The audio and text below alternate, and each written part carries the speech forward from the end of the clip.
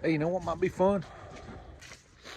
Let's build a big cubic inch Pontiac motor, like all the inches. Let's just get them all. Like, pro- probably not, probably not fun, probably not fun at all. But we're gonna do it anyway.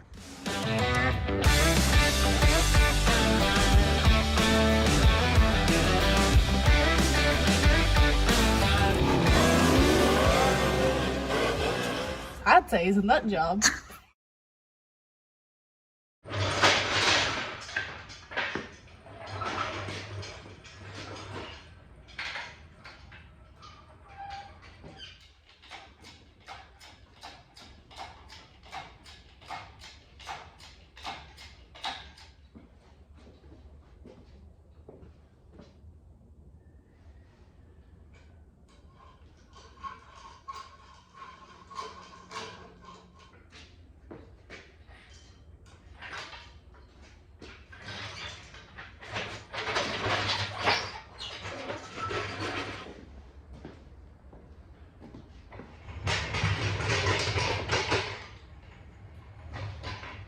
Then we're gonna get started on this Pontiac engine and get it disassembled.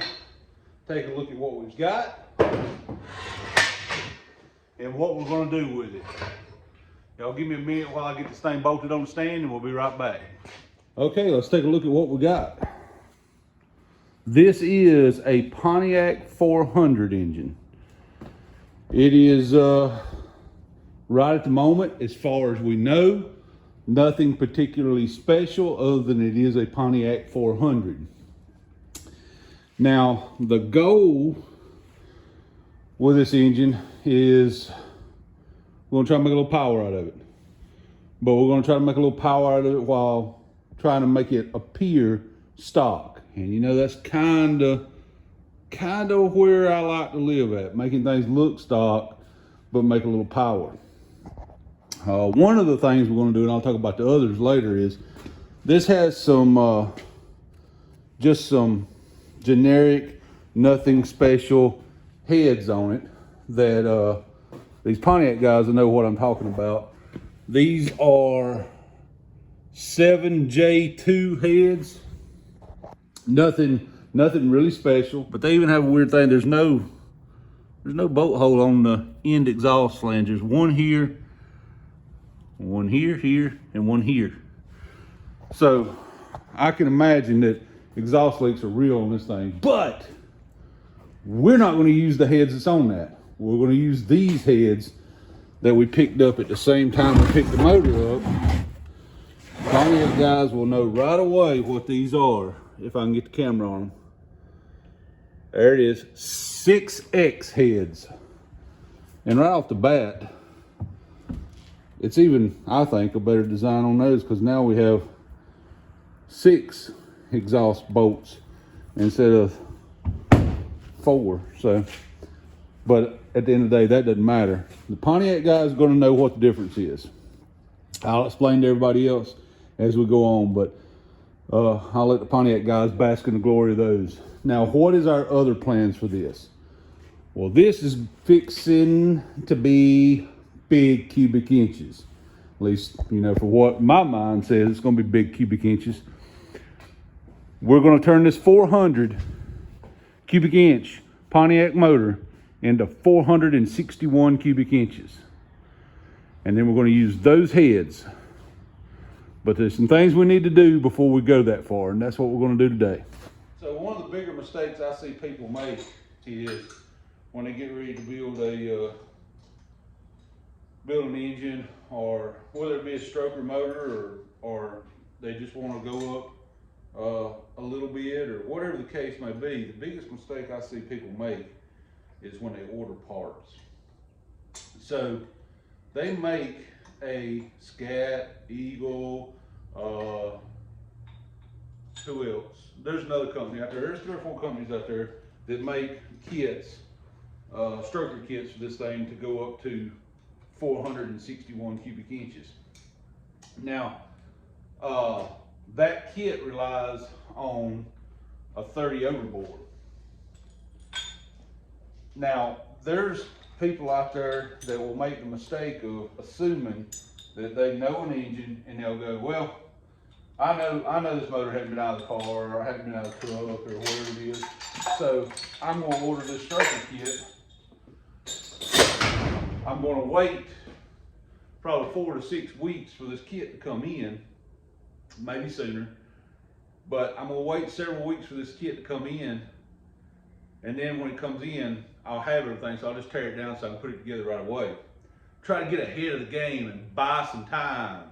And then it comes back and bites you in the butt because you'll crack the seal on the motor and the motor's already 40 over or something, and now you gotta go bigger, or it's already 30 over and you've gotta go bigger. So now that kit that you just paid $3 grand for and waited 4 or 6 weeks on, you can't even use it. So always crack the seal on the motor, even if you think you know what it is, before you order your parts. I built an engine for a guy several years ago. It was an AMC motor, and he was certain he had known that vehicle for most of its life. He was the second owner of it, I believe, and he said he knowed that vehicle for most of its life and knowed that engine had never been out of that vehicle. So we talked over a game plan, and when I cracked the head off of it, it was already 40 over. But it was a AMC. It was already 40 over, but the pistons, the bearings, and everything was stamped by AMC. It was a factory rebuild. Something had happened to that engine early on, maybe even during production. Something had happened to that, and they had to bore it out. He did not know that, but was trying to save time and get ahead of the game, and was trying to get parts on the way before we ever took it apart. Ended up biting us in the butt. So crack the seal on one. So that's what we're going to do today. We're going to crack the seal on this thing. I'm going to show you some things to measure, some things to look at, and we're going to kind of talk about what we're doing as we do it, and some of the things that's going to be replaced on this thing. And hopefully y'all enjoy it and hang around for it, and know that the second half of this video will be coming probably well after Christmas, because we're not going to have the parts to build it till after then, but we need to make sure that this is a virgin engine before we get started. All right, so let's dive in here and knock the valve covers off this thing and see what we've got under here. You know, part of me wants to say it'd be nice to dig in here and find, like I said, a roll of rockers and stuff like that, but then that would mean somebody's been in here before, and that may not necessarily be a good thing, because we really want a virgin block to start with so that we can be the first ones to bore it, the first ones to do any major stuff to it. So let's see what we got under here. Then again, you know, some people put roller rockers on stock motors. I've seen that. So, you know, nice set of Harlan Sharps or something would be nice, but the seal is cracked now. Let's see what we get. We'll get a first look together.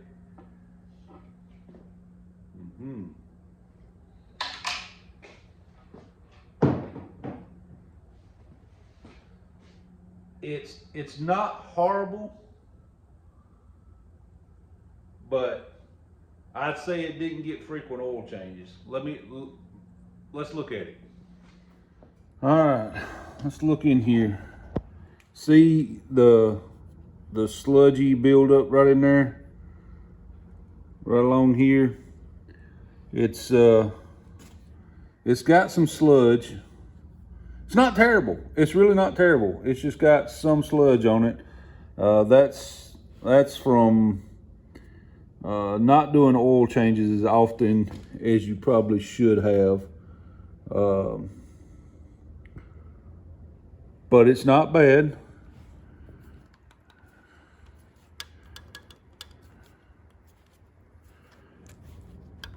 Everything seems to be good on it. So, you know what? I'm not upset by that. And again, we're not using these heads for the build anyway. So, yeah, I'm not disappointed in that. It just shows me that it's probably skipped a couple of oil changes.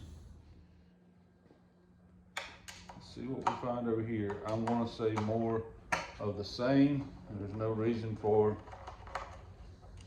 one to be any different than the other unless there's something wrong with the motor. We have an unusual benefit with this motor. A lot of people do not get when building a motor. This motor came out of a running car. He was actually driving this car. There was no noises, no smoking, no nothing. This was a good running engine. When it was pulled, it was pulled just to do this build with. So at the end of the day, there shouldn't be any surprises, because we already know that this was a running driving motor, and that other than what looks to be a skipped oil change or two, yeah, pretty much more of the same. There's a little more oil in the head here, but that's because the motor was laid on its side when I was hauling it over here. I will say what I have noticed is the other valve cover has a baffle in it here, a long baffle tray, and it looks like somebody has taken it out of this one. Huh, don't know. Maybe some of you Pontiac guys can let me know for sure if that's what the case is. Did they have a baffle in one and not the other? Was that a factory thing?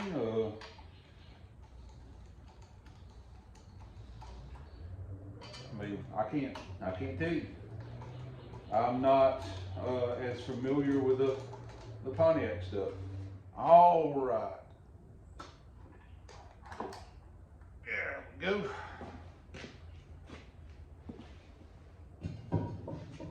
The intake is one of the things that we know we are not reusing. The intake, we're going to put a aftermarket aluminum intake on it. Other than the intake,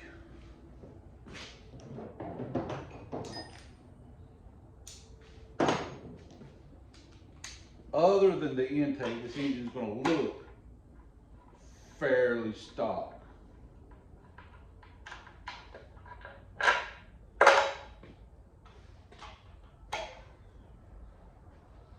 Not going to be stock, but it's going to look fairly stock. We can tell this motor's been apart before. Felpro gaskets. So somebody's been in here for some reason. It may have just been a water leak, or could have been anything, but somebody has been in here. I'm scared to look. What's it look like, guys? Is it looking pretty good? Hey, not bad. Ooh, another sign somebody's been in here though. Look at the Permatex. And they used all of it. What I mean, look at it. Somebody's been in here before. May not be a bad thing. It's just somebody's been in here before.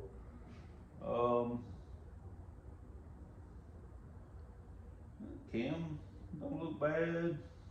I don't see any worn lifters. Not from here. Unique design of Pontiac is you can actually see the cam and stuff. Let me show you that. Okay, so the unique design of a Pontiac motor, and there's probably other motors made like this, but they have these large openings right here. You can actually get in there and see.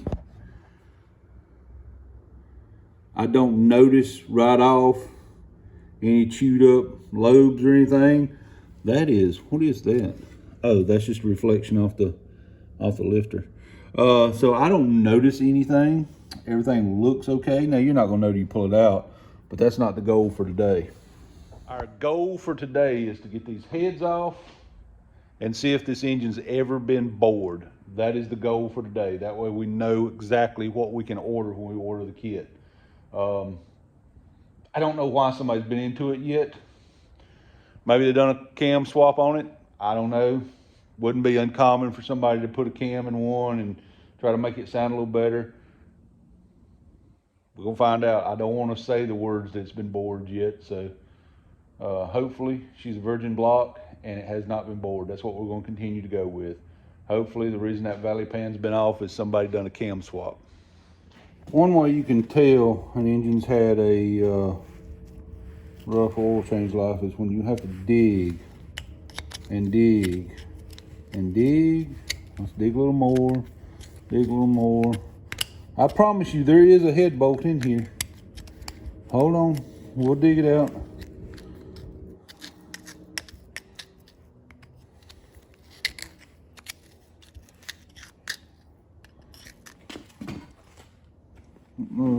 So you can see this. Yeah, you can tell one's had a rough oil change life when you have to dig and dig through all of this to get down to the head bolts.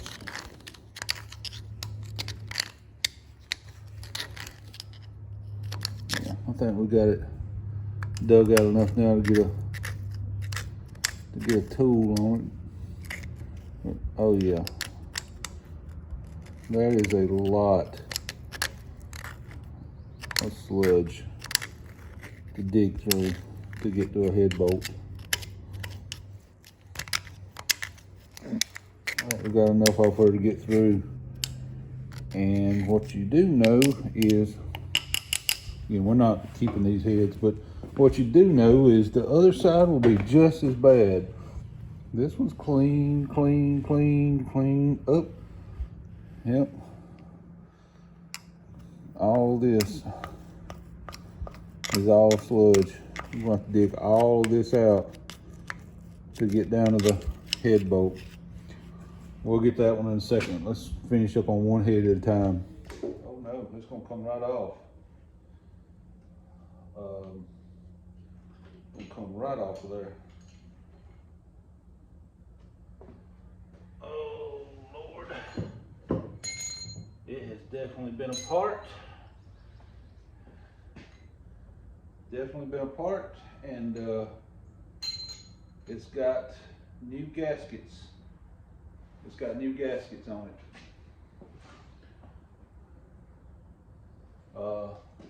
Okay, so we're not planning on using any of these again. These are freaking crusty.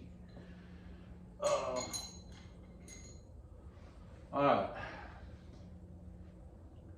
So somebody's been here, because these are not factory head gaskets. Again, these are Fel-Pro head gaskets. So it's been into. We just need to know if it's a stock bore or if it's been bored.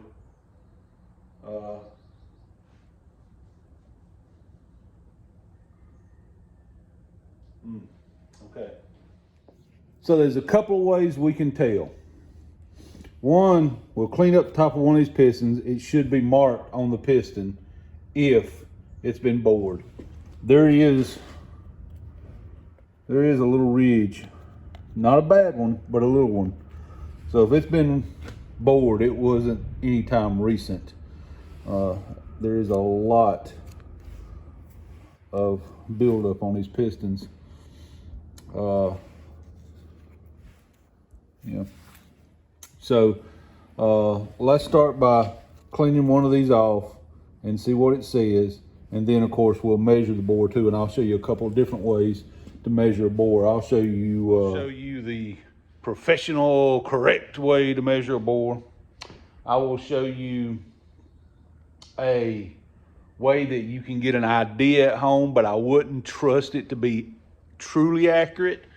And I'll show you the middle of the ground one that you can do at home. Well, you can do any of these at home, but I'll show you another one you can do at home with a little bit of tooling. So I'll show you several different ways to measure the bore, and if nothing else, it'll just confirm what we see. But I want to spray some stuff on top of this piston, see if I can wipe some of this carbon off and see if we find any numbers written on top of it. Hoping not, but somebody has had the heads off of this engine at some point in time. I don't know why they would have had the heads off, but someone's had the heads off this engine. So let's hope it's not to bore it. All right, so I did a little wiping, a little spray with a little brake clean, a little wipe, a little spray, a little wipe, and cleaned the top of the piston off pretty good, and I don't see anything written on it. Get you in here, you can see we cleaned it up pretty good, and I don't see anything actually written on this piston. So that could be a good thing. It's not confirmed, but it could be a good thing. The reason I say it could be a good thing is because I know pretty much any modern piston is all marked. They're stamped on top of it. They're stamped with a part number. They're stamped with the size they are, all that stuff. But I don't know how long ago it was when this engine was taken apart. So, could it be some off-brand name piston they didn't mark? I don't know. That's why we measure. Let me get some tools and we'll show you how you measure this. Now, the first way I'm going to show you is the way you should never do it. Now, there's a lot of guys that do it this way, and yes, you can get an idea, but you're not going to get the true number. And that's just to grab your set of calipers, zero them out, and just stick them down here on the cylinder walls, pull them across there, and read that number. That is not the right way to do it. Can you get an idea? Yes, you can get an idea doing it this way. The problem with the idea you get is you may be getting some of that ring ridge there, and you may be getting some of that ring ridge there and not getting a true measurement. That ring ridge is sticking out a little bit, and you may get a measurement there and you go, that's pretty close to stock, so it must be stock. So if you're trying to dingle ball home something to stick together to get you through the weekend, then by all means go right ahead and do it that way. But that is not the way to measure one. So let me show you a step above this that is still kind of not the right way, but it's better than this way. Let me show you that. All right, another way you can measure it at home is with one of these, and these are spring loaded, so they expand. Turn it back here on the handle, it locks it in place. You stick that down in the cylinder, and then you measure it with your caliper. So, like this. So we'll stick it down in here.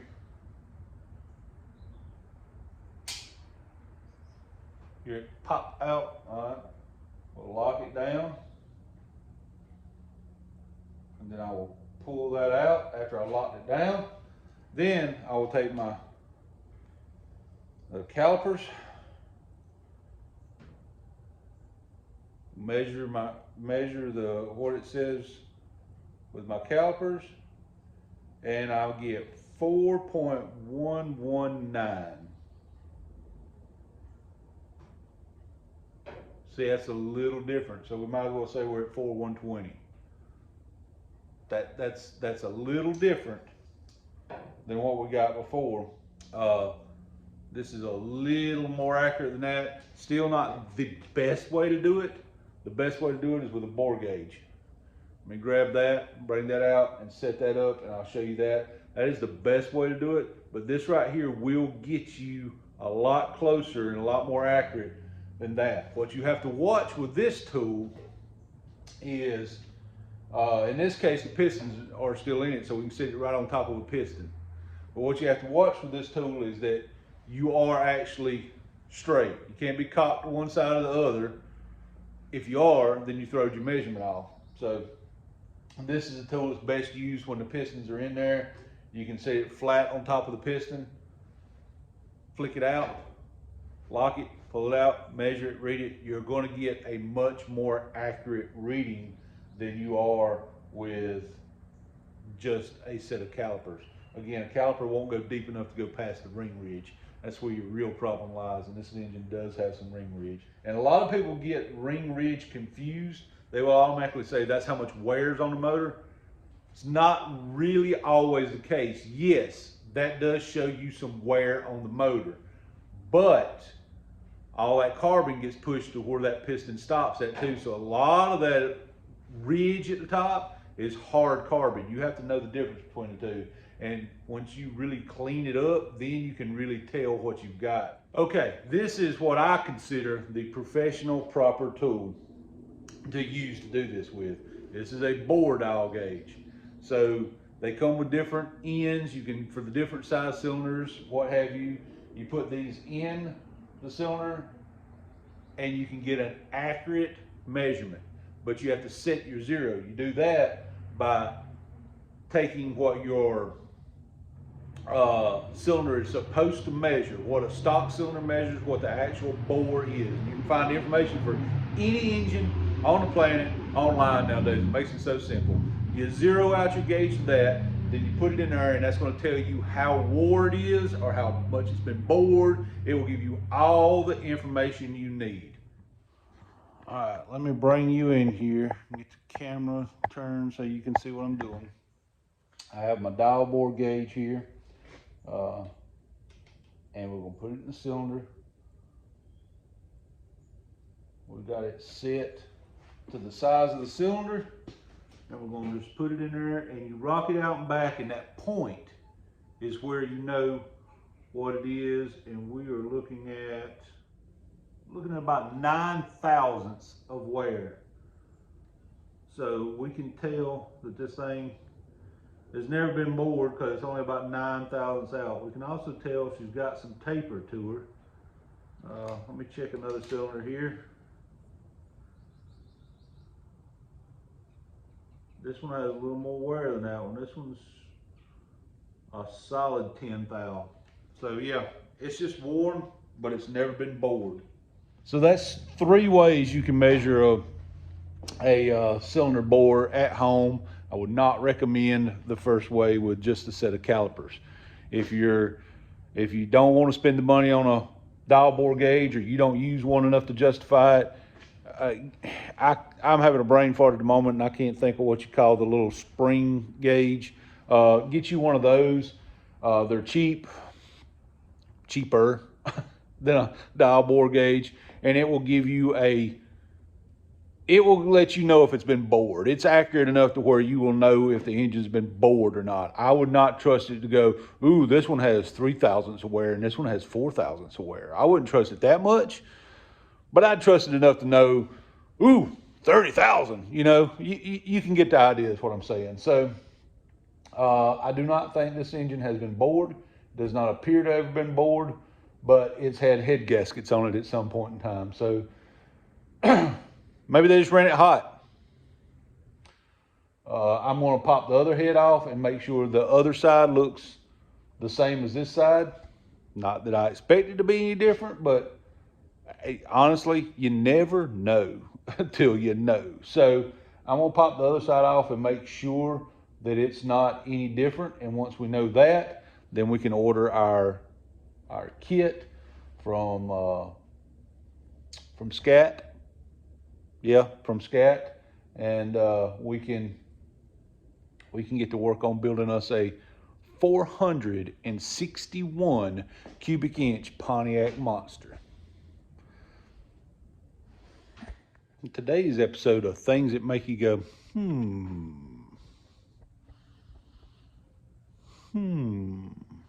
While the other side, it was obvious, the head had been taken off and the head gasket had been put on. For one, the head practically fell off of my hand when I took the bolts out.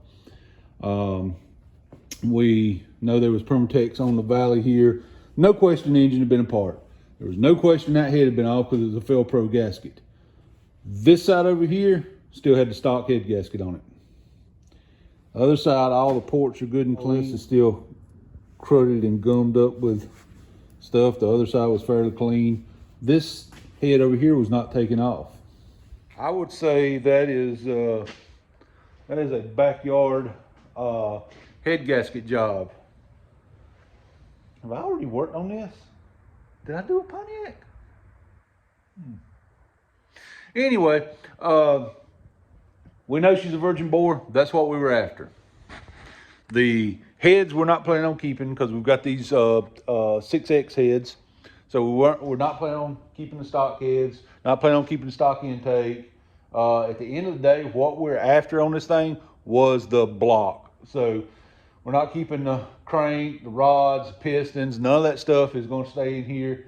So we're very fortunate that it has not been bored and it's a virgin block. So we can continue ahead with the game plan for this thing, which is to make it a 461 cubic inch monster. Hell, that's more cubic inches than I run in a Galaxy. Anyway, I'm gonna make some phone calls, get some parts on the way, and when the parts get here, we'll send the block out to the machine shop at that point in time. I never send a block to the machine shop without the pistons, because I want the bores to be bored to match the piston, not just take it somewhere and say, hey, bore this 30 over for me. Well, you may get the pistons, there may be some inconsistencies in the pistons, and then all of a sudden on a street motor, does it really matter? That's debatable, but on a performance engine, yes, it does matter. Is this car that this engine's gonna go in and gonna be raced? No, but at the same time, I'm not gonna have it bored until I get the pistons in hand. That way I can hand them the pistons and say, bore these to fit with the tolerances that we agree upon.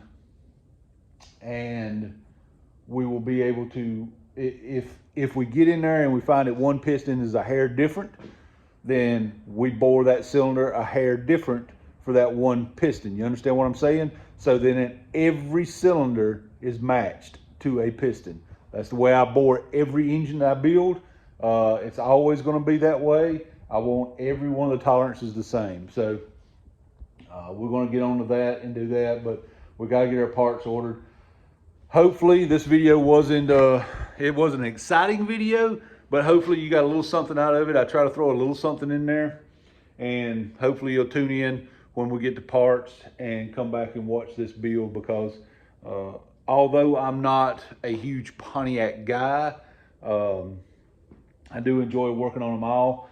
With that being said, since I'm not a big Pontiac guy, I really don't know what to expect out of horsepower out of this thing and torque and all. So maybe some of you Pontiac guys that watch can have a guess. You will probably know the specs and everything. We're using the 6X heads. We're doing a 461 stroker kit. We're going to play around with gaskets and deck heights and all that, and try to make this thing a good streetable engine and keep it 10, maybe 10.5 to 1 compression. And then we're going to put a roller cam in it. So if any of you Pontiac guys have guesses about what kind of power range this makes, I'm thinking, I mean, honestly, is 500 crazy? It should make 500, right? I mean, 461 cubic inches, it should make 500 horsepower. But am I underselling it? I don't know. You let me know. You'll know more about Pontiacs than I will. Some of those guys that watch, they're real Pontiac guys, so I know they'll know more about it than I do. And we're looking forward to this one, just because we never get to fool with Pontiac stuff. So we're looking forward to it. It's gonna go back to a nice Pontiac blue, kind of like that one right there. Gonna go back to a nice Pontiac blue color, and it's going to look right for the car. And I'm not going to tell you right now what car it's going in. Y'all have to watch and see what it's going in. And all I can tell you right now is we got a long way to go and a short time to get there. Hey guys, hope you enjoyed it. Hope you share it. Remember, comment, like, share, do all those things. It helps pay the bills around here, and I'm being honest as I can be about it. Y'all stay tuned for the next one. I hope the Lord blesses you more today than he did yesterday. God bless each and every one of you, and we'll see you on the next one.